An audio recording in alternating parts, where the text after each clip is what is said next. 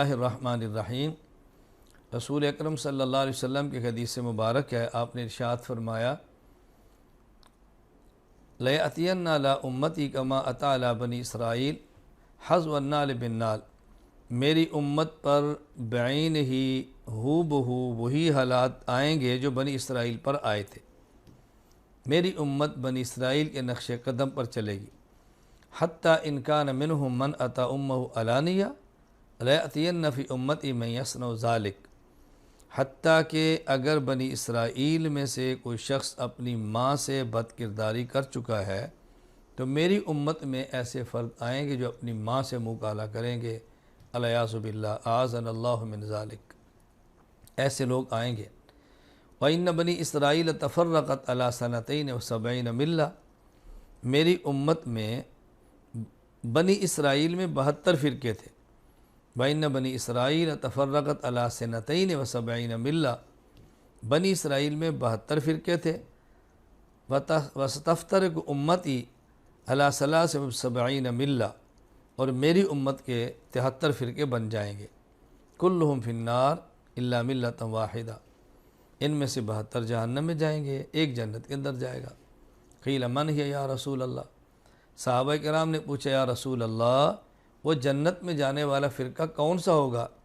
آپ نے ارشاد فرمایا ما انا علیہ و اصحابی، ما انا علیہ و اصحابی، ما انا علیہ نہیں فرمایا، ما انا علیہ و اصحابی، یعنی دین مجھ سے وہ لے جو میرے صحابہ کے ذریعے ان تک پہنچا ہو۔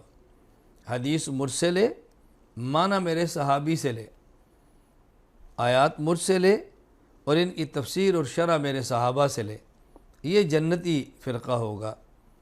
جس طرح دوسری حدیث پاک میں ہے کہ قرآن کریم کی آیت اتری یوم تبیض وجوہ و تسود وجوہ، قیامت کے دن بعض لوگوں کے چہرے سفید ہوں گے، بعضوں کے سیاہ ہوں گے۔ تو صحابہ کرام نے پوچھا یا رسول اللہ جن کے چہرے سفید ہوں گے وہ کون ہوں گے؟ فرمایا ہم اہل السنت والجماع، اہل السنت والجماع، سنت رسول اللہ صلی اللہ علیہ وسلم کی، اور الجماع جماعت صحابہ کرام رضی اللہ عنہم اجمعین، آپ نے بتا دیا۔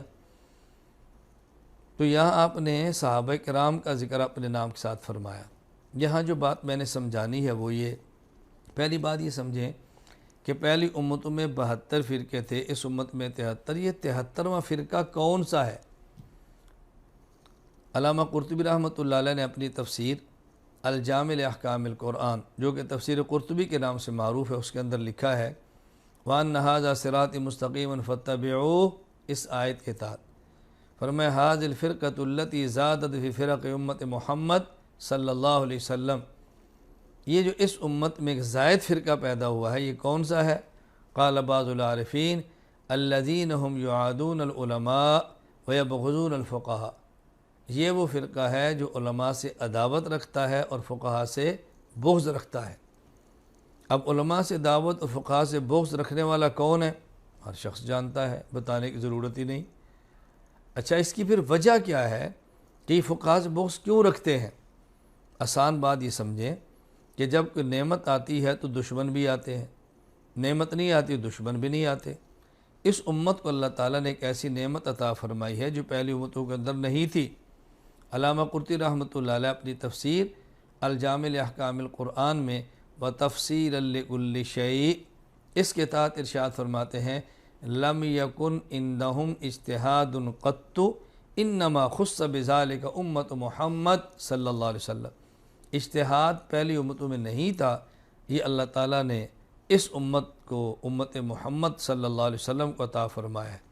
تو جب یہ نعمت نہیں تھی اس کے دشمن بھی نہیں تھے، اجتہاد کی نعمت آئی ہے تو اس کے دشمن بھی ہیں۔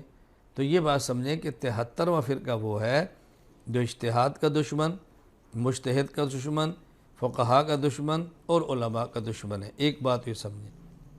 دوسری بات، عام طور پہ لوگ پوچھتے ہیں کہ یہ جو 73 فرقے ہوں گے یہ مسلمانوں کے ہوں گے یا کافروں کے ہوں گے؟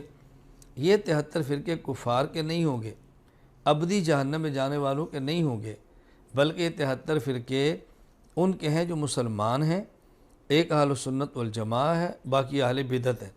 یعنی یہ اپنی گمراہی کی وجہ سے ابدی، دائمی اور ہمیشہ جہنم میں نہیں رہیں گے، بلکہ ان کی گمراہی ایسی ہوگی جو کفر کی حد تک نہیں بلکہ بدعت یہاں تک ہوگی تو کچھ عرصہ کے لیے جہنم میں جائیں گے، اپنے اس جرم کی سزا بھگتنے کے بعد اس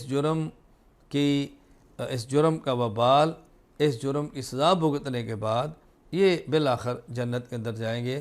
تو یہاں دو باتیں سمجھانی تھی۔ نمبر 1، اضافی 73واں فرقہ کون سا ہے؟ علماء، فقہا، مجتہدین، اجتہاد کا دشمن۔ نمبر 2، یہ 73 فرقے وہ نہیں ہوں گے جو اسلام اور کفر کی بنیاد پر ہیں، بلکہ یہ 73 فرقے اسلام اور بدعت کی بنیاد پر ہیں۔ ایک اہل سنت والجماعت اور باقی اہل بدعت۔